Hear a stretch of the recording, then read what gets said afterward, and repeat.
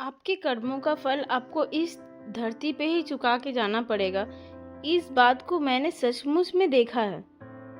हमारे पड़ोस में एक आंटी हैं जिन्होंने अपनी बड़ी बहू को बहुत टॉर्चर किया। उसे यहाँ पे रहने नहीं दिया, वह हमेशा उसके साथ गाली गलौज मार पीट करना, उसे घर से निकाल दिया। फिर जब उसकी बेटी हुई तो फिर और ज़्यादा टॉर्चर बढ़ गया। उसे उसके मायके छोड़ दिया, काफ़ी साल तक वो अपने मायके रही। इतना कुछ उसके साथ किया, उसका नतीजा पता है क्या निकला? उस आंटी की खुद की बेटी किसी और लड़के के साथ भाग गई और उस लड़के ने उसे छोड़ दिया। वो लड़की वापस घर आई।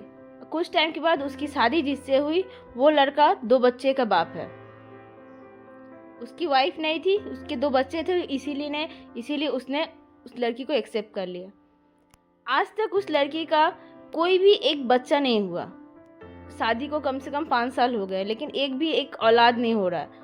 वही आंटी आज ये कह रही ना, भगवान मेरी बेटी को एक कम से कम बेटी ही दे दे। आज अपनी बेटी के लिए कुछ भी चलेगा, बेटा हो या बेटी हो चलेगा, लेकिन जब खुद की बहू को जब बेटी हुआ था तो कितना हद तक उसे टॉर्चर किया था। इसीलिए कहते हैं ना, किसी की बेटी के साथ उतना ही वैसा ही सलूक करें जितना टॉर्चर, जितना तकलीफ आप अपनी खुद की बेटी के लिए बर्दाश्त कर सकते हैं। क्योंकि आपके साथ गलत हो ना हो, उस चीज़ का कर्ज आपके बाल बच्चों को चुकाना पड़ेगा।